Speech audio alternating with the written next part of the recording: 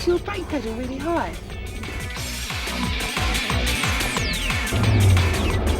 It's really near something else, isn't it? Wow.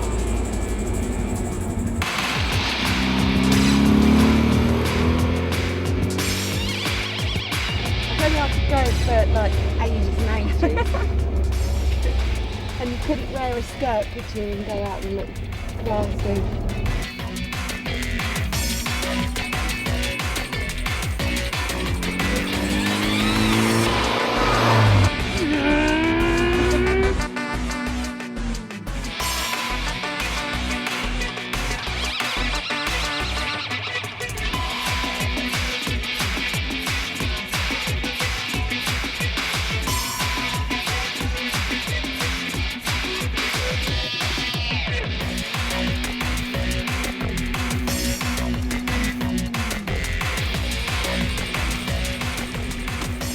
Thank you for letting me have a go in this fantastic little car.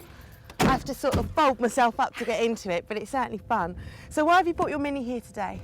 Brought it here today, got a phone call, Jeremy Clarkson video people wanted to borrow my car for their video that they're doing on the top 100 cars.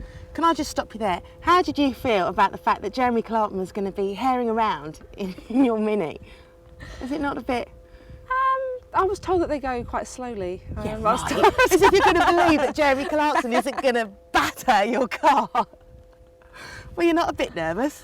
Just not really. No? No, it's in their capable hands. Oh, good on you.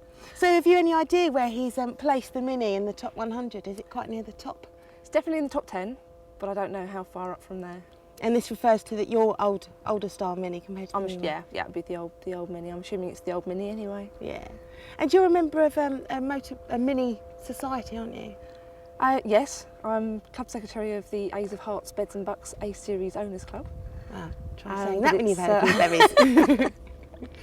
But pretty much it's people know it as a mini club. Yeah. All our members are pretty much minis. So what do you end up doing? We socialise a lot. We have 2 pub meets a month, different areas, one in Hertfordshire, one in Bedfordshire. We go to, rallies, shows, we do a lot of camping and have fun. Sounds amazing. How many members have you got in it? We've got about, just under, about 300 now. So just imagine all these minis raring off together, all following each other. It's really good. It is. I mean, it's not quite the same as it was quite a few years ago. Yeah. It's sort of, I think it tails off sometimes, but when you've got a dozen cars, 20 cars in convoy, fun. It's it's really it's excellent, and it just looks really good. And what modifications, if any, have you got on your car? This particular one, I've got a different exhaust, which makes it sound a lot better, and nice and loud. We like that. And helps the performance. It's got a 57i, it's got a different air filter. It was on 13-inch wheels, but I've put them back on 12s because I had 2 ball tyres. Okay. So I had to change my tyres, and it's on negative camber. But apart from that, I'm not very technical, and I just let my boyfriend. You let him do all the bits. Do you turn up every day and go, well, what have we got different this week then, darling? We've got wider tyres, you've got thinner tyres. Yeah, it'll go, I want this, no, let's have this, let's have that, and it's... So with all these modifications that you have got, have you noticed much of a difference in the performance of the car? I can't remember what it was like when I first got it, but it's definitely better. Well, it's all down to Jeremy Clarkson then, driving this car. Let's hope he brings it back in one piece, eh? Because there's a bit of a dent in the front, isn't there, after this morning? There is now, yes. Yes.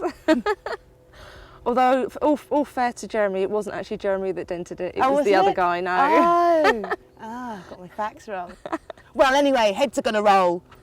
They're going to roll. Should we just go for one last drive? Okay. Promise I'll be carefuler than Jeremy was.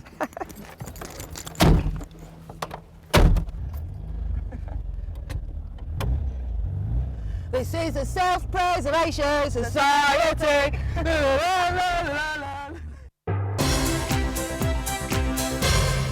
Heavy goods vehicle. So I wonder if that means that these lanes are suited to little cars. Well, that's quite handy because there's one here, which is a bit special from what I gather. Hi Hello. there. Nice to see you. Pleased to meet you. Rest your feet, come in the sun. Oh. Come on. Can I fit in there? I think you just about can. Oh, yes. So, what's special about this car? Well, this is in fact reputed to be the world's first mini convertible. It was actually built in September 1959, and the minis were built in August 59, the first ones. And it was converted by Crayford and nearby Westerham in 1961. And I've had it now for about 8 years, and I really haven't used it much, and so I thought the weather's getting nice, it's about time I started using it a bit. Why haven't you used it? Was it not running? No, we restored it about 6 years ago, and we just haven't, I don't know, just haven't used it. I've just used other cars and bits and pieces, and I've never thought of running around it. But I suppose as I'm getting older, I feel it's about time she came out. Oh, so this car's like twice as old as me or something? Yeah, it's probably older than me actually, kind of thing, as well. And it's still in good nick. I hope I'm in this good nick when I'm this age. Yeah, it is. It's a bit special because I mean you start it with a button on the floor, and it's just a late 4.8cc engine. It's very slow and it's very bumpy, and although it looks like a Mini that was built up to 2 years ago, it is in fact very, very different. It doesn't look that different actually to the later models. No, it was a very clever design, and in fact it was very similar, but it's just all the way they're put together and the different sort of suspension they use nowadays has made it much more comfortable to ride and easier to drive.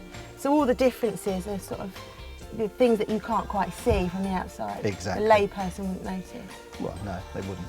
I heard actually that Minis were designed not to have radios in because the inventor said that distracts from driving on the road properly. Yeah, it wouldn't work nowadays, would it?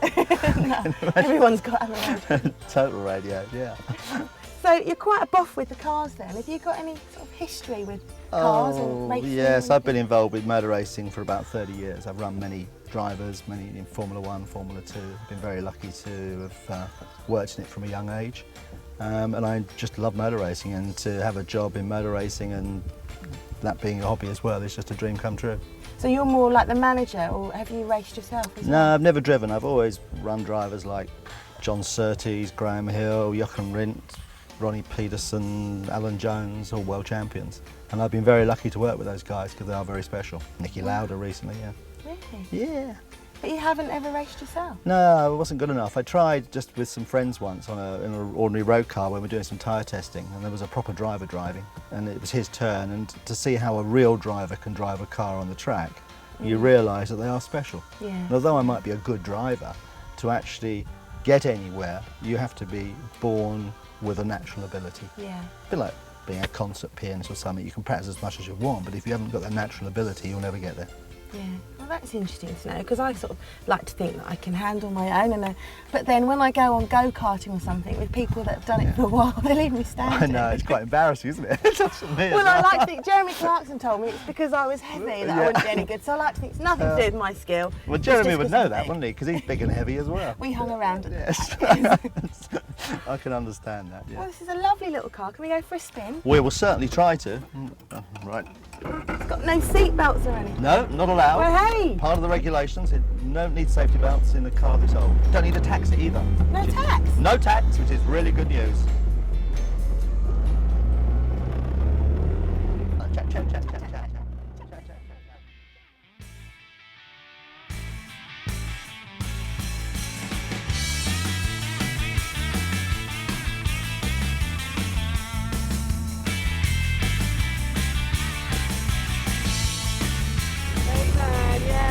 Oh man.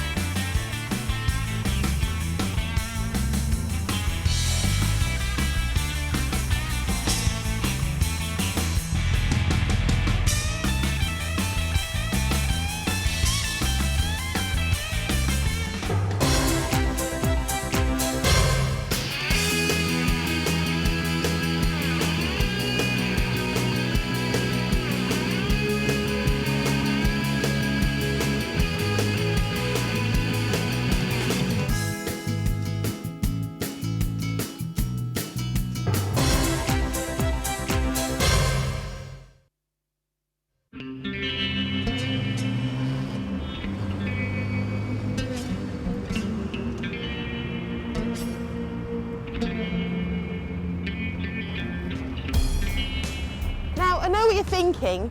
This is a car series and I'm on a bike. But I just passed my bike test, you see, and I was invited to come here to London to National Ride to Work Day, here in the heart of the city. So don't go making a cup of tea. For all you four-wheel fanatics, there's a lot to be gained for having two wheels, you know.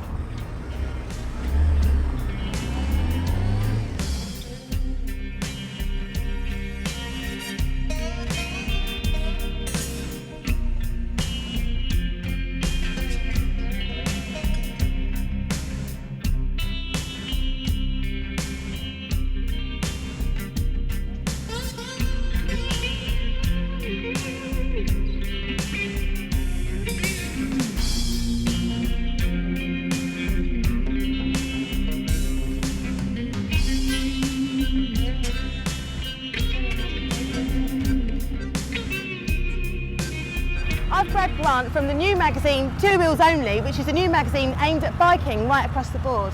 Grant, tell me a bit about this magazine. Well, it's a brand new magazine. That's the second issue. We've just brought it out. We're trying to cover every kind of biking, from scooters right through to Harleys, sports tourers, sports bikes, particularly with an angle on people who may not have been biking for too long or are trying to get into biking. So there's a lot in there about how to start, sensible tips about what to wear, but also it's a way to bring people into the whole sport. Because obviously I'm more into car driving and I passed my bike test a short while ago, so this magazine would have been quite good for me to read beforehand. Would have been perfect if it told you exactly how to go about, taking your test and giving you tips on what kind of bike to buy. But yeah, more than that, well, it's a bit of kind of a men's lifestyle magazine as well, kind of wrapped up in a bike mag. Right. But I don't know whether as a lady you would appreciate that, but... I don't know, I think I could. Well, it's full of humour and you're a very humorous girl. Yeah. What bike did you come up on today? This is a BMW C1, which is BMW's attempt to make motorcycling safe, trying to cross a kind of motorcycle with a car, hence the roof, which it has a complete roll cage, so in theory you can turn the thing on its head and as you can in a car and not hurt yourself. Do they do that in tests then? Kind of roll They must around do, yeah. in it? I mean, in Europe they don't have to wear helmets. They've proved that it is so safe. So But here, you do have to wear helmets. unfortunately, in the UK, yeah, we're not following the Germanic principles of non-safety actually over there. But as I say, they've proved that it is safe enough that you don't need a crash helmet because I think of this kind of heavy roll cage. You do have to wear seat belts, which is kind of getting away from the freedom and easiness of riding bikes. So. But it's literally a cross between a car and a bike, isn't it? But it's still got pretty two close. wheels. It's got two wheels, but it's kind of like a 2CV cut in half. What would you prefer to be on it? A car, a bike, or this? It depends where I'm going and what I'm doing. If I'm trying to cut through traffic like we have done today, that every time. But I do like my cars as well, bit of air conditioning, that I can control. Like these that you can't control it. Cars are good in the bad weather as well, aren't they? They're fantastic in the bad weather. Can be good in the good weather as well with the top down, but I like both, cars and bikes. I enjoy them all. Thank you very much. Okay.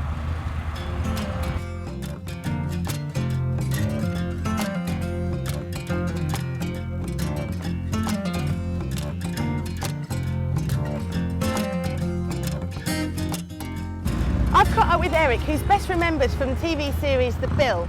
Eric, how long have you been riding bikes for? Over 40 years now. Amazing. I know, longer than you've been around, isn't it? Yeah, well, I've only been riding for a very short while, so I'll have a chat with you later and you can give me some tips probably. Right. So what would you say is the advantage to riding bikes? I mean, obviously the time difference. Well, that is the most obvious thing. I've come up to town today from deep in South London. I haven't had to do that for a long time, be a real person and come up in the rush hour. But, it's extraordinary. I was up here in 30 minutes, and it must be a good, 10, 12 miles. And I'm amazed the amount of bikes that are on the road now in the mornings. People are deciding that this is the way to get to work. And obviously today is particularly good. Lovely. But even if it's raining, you put on a wetsuit or whatever, and you're still going to get there quicker. You're still going to get there feeling a bit brighter as well. And certainly you're going to get there feeling less aggressive. Do you think? Oh, yeah, come on. You're sat in a car and you're on the M40 or whatever, and you're looking at the clock and the radio, and the tension's up and the bloke in front of you breaks down and you want to jump out and murder him, and you don't get a lot of that on the bike. So you feel quite strongly about it, don't you, really? Oh, passionately, yeah.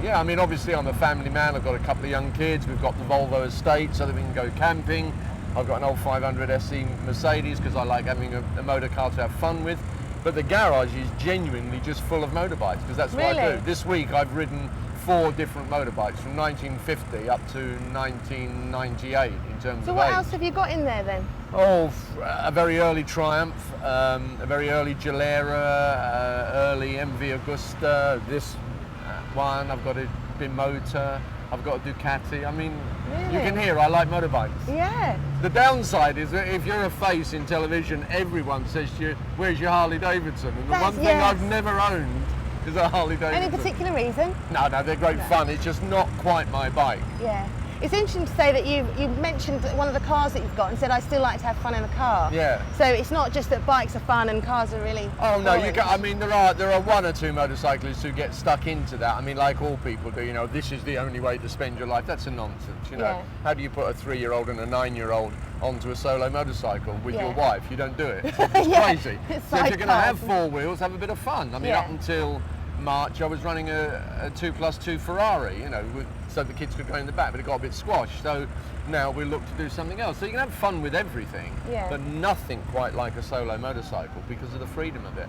And as a new person to it, I'm sure you're already finding that, aren't you? Well, I drove up today, I said, from Portsmouth. Hey! And it was my first time in London, so I was incredibly nervous, and I stopped at a petrol station before I got into London. I was like, okay, I can do this. And it was fine. I didn't have any trouble at all. I was really surprised. Well, I think also, and you are the example, what the motorist who hasn't come into biking yet doesn't understand is that the training now is extraordinary, isn't it? I mean, you can't just can't throw your leg over a motorbike and think, oh, well, that's it, I'll go off to London. You've got to be trained so thoroughly, way ahead of any other road user. I must say, I hadn't been on a bike at all ever, and I did a 5-day course, and the way they teach you, it's not like sometimes you learn things, you think, I don't need that in the real world, but all the lifesaver checks and everything, they're just invaluable, aren't they? Absolutely. Well, we've heard from Eric here, who says that cars are great and bikes are perhaps better.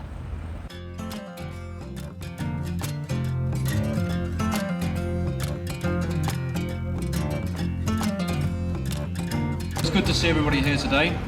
We've at least had the weather for it, and I would like to thank you all for turning out and making it a very successful time. 3rd year of Ride to Work Day, and each year it just gets better and better. We know there's quite a lot of different events going on all over the country today. Basically, big dealerships are putting on bikers' breakfasts. Quite a few companies are encouraging their people to ride to work by bike. The message is getting out there that bikes are the alternative form of transport that really makes sense.